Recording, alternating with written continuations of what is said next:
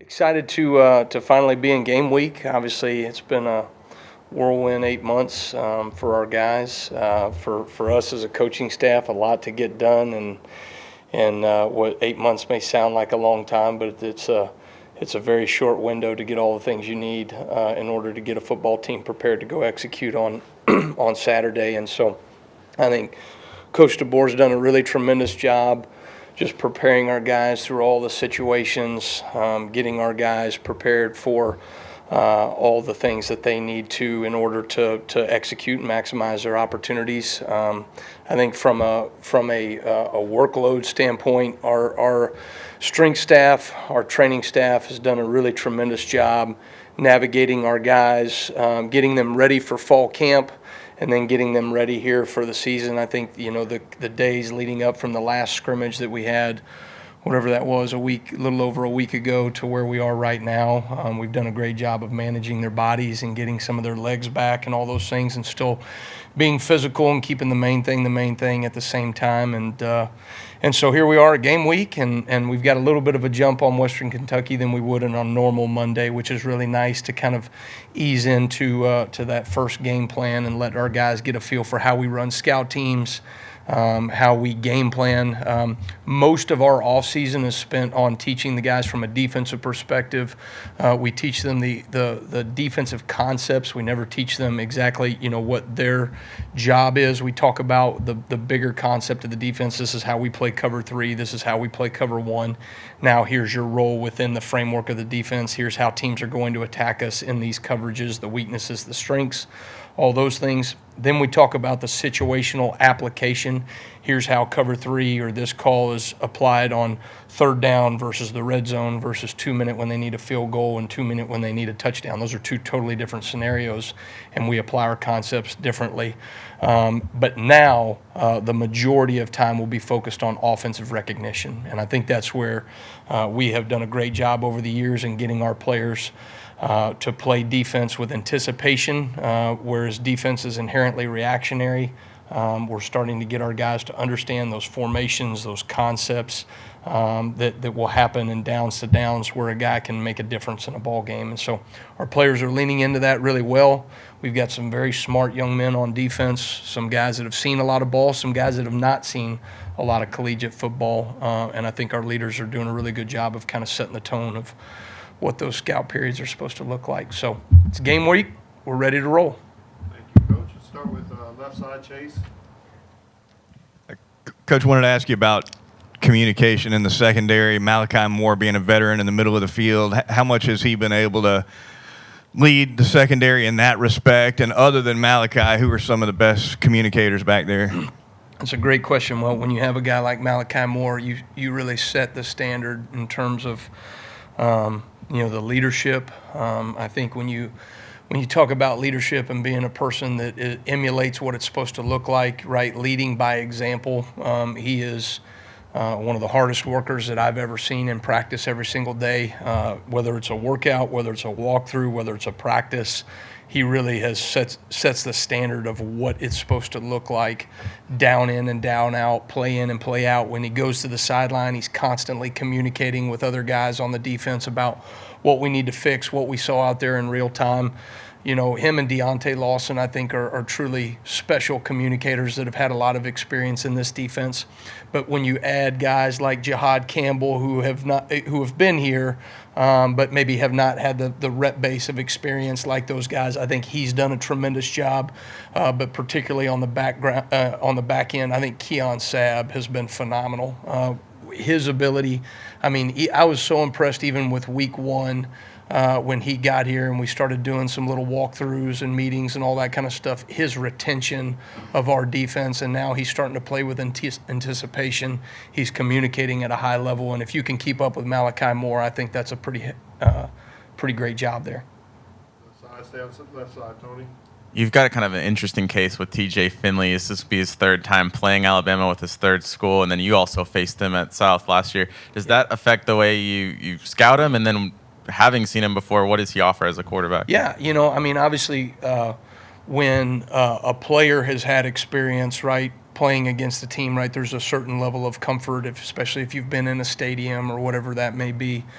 But then, when you've faced a guy, you've seen in real time how he responds to success, how he responds to adversity. Quarterbacks are so much of what progression does this quarterback go through? What is his pre-snap routine? What does his cadence look like? And so getting to see some of those things in real time, right, has, certainly helps. I would say it probably helps on both sides in some ways.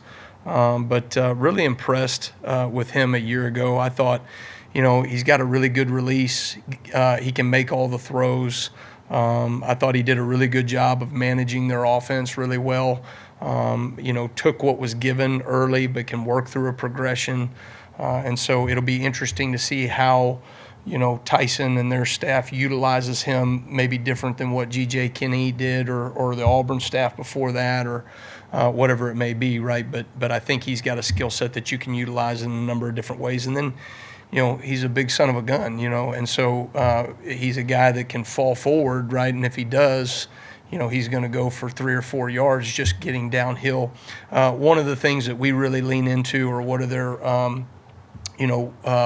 escape styles. He may have a very different escape style than what we've seen from Ty Simpson or Jalen Milroe, and those are things that we want to get our guys very clued into as we're getting ready to match these guys up from a personnel standpoint. Jump to the right side of Charlie. Just what kind of progress have you seen from the cornerback group as a whole from practice 1 through now, I guess 21 or 20? And then is that a group that you can maybe envision playing multiple guys at in game 1? Yeah, I think I think Maurice Linquist does a tremendous job, and he's done a tremendous job with those players. You look at it, whether they're guys that have experience in college football but did not play here at Alabama, or they're young freshmen. I think everyone that in that room is trending in the right direction, and that to me is a great indicator of tremendous coaching.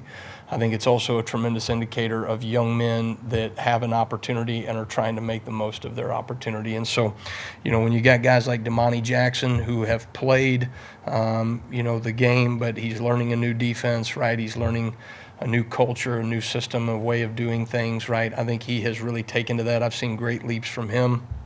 Deshaun Jones has really done a tremendous job in a short amount of time. I think from where he got when he got here to where he is right now, just physically, I think he's changed his body. You often don't see that from older players, but I think his body has changed, and that's a credit to Dave Blue and our strength staff as well. But those younger freshmen have been really impressive to me. When you look at guys that are, all 3 of those young freshman DBs, right, should have still been in high school this spring. And what was impressive to me is when they would make a mistake, they would work to correct it and often would not make it again. I think each one of them have taken a major step forward through the offseason, through the summertime and into fall camp.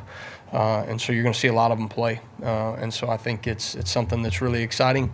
I've said this before, experience is finite. Sometimes we're going to have to go through some of those adversities, right? You're going to take your lumps every now and then as a young freshman.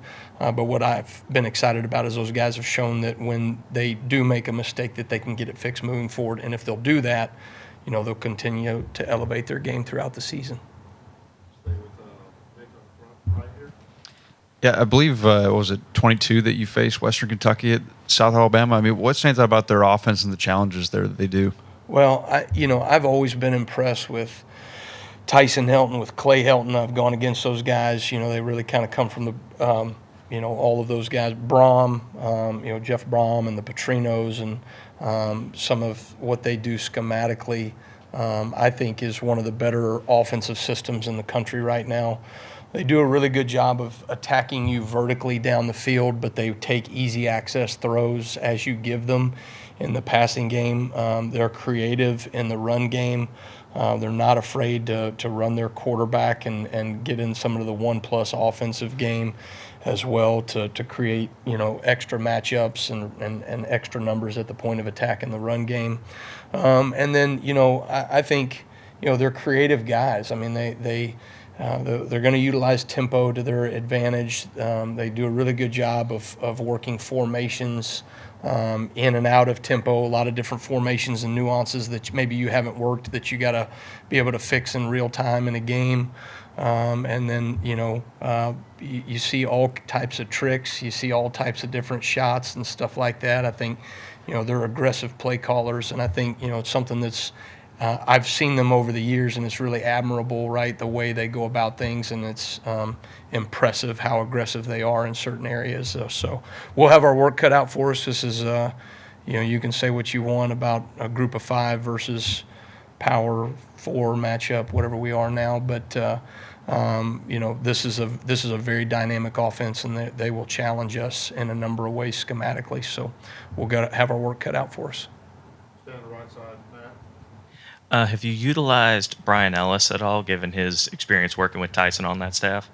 We're gonna utilize all the resources of our program and personnel and people and experiences that they've had to maximize our opportunity for game day. Go to the left side, Steven. He had to wait his time, Coach, but what impresses you the most about Q Robinson as one of those wolf guys? Yeah, I think, Q has been here a long time. He's worked his tail off day in and day out. He's a guy that has, has probably had the majority of his role on special teams. But when he's gone in, he knows what to do. I think he has elevated his game from a production standpoint on defense. I've seen some really good things from him in terms of not just being a guy that knows his job, but knows how to create in the backfield and create in some of the things that we're doing with him in pass defense as well. And so I've been really impressed with him. He's a great leader, steady presence out there on the field, and he works his tail off. And so he's another one of those guys that's a great example bearer of what it's supposed to look like, and he's not afraid to have the the uncomfortable conversations, the challenging conversations with somebody that he sees that may not be holding the standard the way that he knows it's supposed to be done. So that cannot be undervalued with especially a younger defense as we have here. So. Jump to the back row on the right, Ryan. Coach, a good question was asked to Coach Sheridan about the steadiness of Kalen DeBoer. You've coached with him as well. When game week comes around, what can you tell to the fans about what kind of coach he is on game week and how that leadership is helpful come Saturday? Well, I think one of the things that has always impressed me about Kalen is whether you're game planning or you're hanging out on a back porch in a pool, right? Or you're, in the fourth quarter in the middle of a big game, he's the same guy. And that is a superpower. It really is for him. The way in which he is able to keep the main thing amidst all the noise is something that I think has served him really well as a head coach. It's served him well as a coordinator. And I think our players lean into that humble confidence that he shows in those moments. You don't take the Alabama job after Coach Saban if you don't have a certain level of confidence about you. But there's a level of humility that he carries himself that I think, Greg Byrne made the perfect hire, in terms of what Kalen brings to the table for this team. And carrying on the legacy that that certainly Coach Saban has said, and then other greats before him as well. And so, knowing that was a huge reason of why I wanted to come here. I loved my opportunity and loved my time at South Alabama and enjoyed being a head coach. But I think some of those things, right, being in the foxhole with him and seeing the confidence that he carries day in and day out was something that I wanted to be a part of his staff here as well. And so, excited to go through the foxhole again with him. We got 3 more questions left. We'll start with Katie on the left side. I know this time of year there's always excitement about it being the first game, but when it's your first game at a new job, whether it was when you were a head coach at South or now as a coordinator, is there kind of like a different anticipation or nervousness, or do you get to a point in your coaching career where there's not really nerves anymore? No, I think there's always nerves, to a degree, right? You're always it's like getting ready for a big trip with a family of 5, right? 3 boys. What did I forget? What did I miss? You know what I mean? Did I pack everything the right way?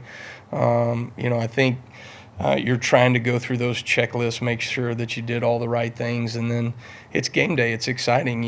One of the fun things about college football is that you only get a small amount of opportunities to show all the work that you've put in year round, right? So we put all this work in, we put all these man hours in, all the time and energy sacrifices that we make away from our family for 3.5 hours, right, of getting to show what really what we have to show for ourselves. And so from that perspective, right, it's exciting. It'll be something that our players are chomping at the bit. Our coaches are ready to go. But I would say, I feel in my element as a coordinator. I loved, my time as a head coach, and I enjoyed that as well. But this feels very familiar to me, and something that I just enjoyed calling plays. It's probably one of the things I missed the last 3 years, is not getting to be the play caller on game day, and I am looking forward to doing that again. Okay, let's finish Kennington in the front row, then we have Emily Grace. Kind of continuing the question about Q Robinson, what have you seen from the entire Wolf room from practice 1 to this point, and what do you want to see out of them on Saturday? Well, Christian Robinson, I have known for a number of years. He's worked in this system before. He worked at my dad, coached the linebackers alongside with him, and so he knows what the standard's supposed to look like schematically in our defense, and the versatility that Wolf position brings to our defense as well. I've been really impressed with that group as a room. I think they all have versatile skill sets that we're going to be able to utilize in different ways schematically. Personnel groupings that we have on the field, right? You may see multiple of those guys at different times in the games, depending on the situation. And so their ability to do multiple things from a mental standpoint and then from a physical standpoint will allow us to utilize them in a number of different ways. And so I think Christian's done a really good job of getting them prepared for that, and I think those guys have really leaned into that process as well. Emily Grace, last question. Coach, what are some qualities about your defense that you learned during fall camp that you need to see translate on Saturday? Yeah, that's a good question. I think, one of the things that we always look for is there is an energy that you have to play the game with from a defensive standpoint. There's a certain level of juice. There's a physicality that the game is supposed to be played with from a defensive standpoint. I think when you turn on the tape, and really watching as a head coach the last 3 years has only solidified that in my mind of how the game is supposed to be played defensively. When you turn on the tape, it is evident that those guys play at a fever pitch or they don't. And we always want to be the team that when you turn on the tape, right, we are playing a swarm defense mentality football, right? 11 bodies that are responsible of stopping the offense, whether run or pass. They're playing with tremendous effort and finish. That's 4 to 6 seconds from point A to point B with violent intentions when we get there, right? And that needs to show up on Saturday. So those are the things that I think I've seen from them. They took it to another level. I think in the springtime, you're still learning this defense. All the nuances are complicated and some of the things you're still thinking about. But I saw them kind of kick some things into gear as we went through fall camp and probably finished in that last scrimmage in probably as good of a place as you could ask for right now. So, but we got to go do it. We're going to take some lumps, right? Those things, adversity is going to hit and they're going to happen. But how we respond to it, and if we can keep the main thing, which is playing with tremendous aggression, I think we're going to be fine on defense here. All right, thank you. All right, thanks, guys. Roll Tide.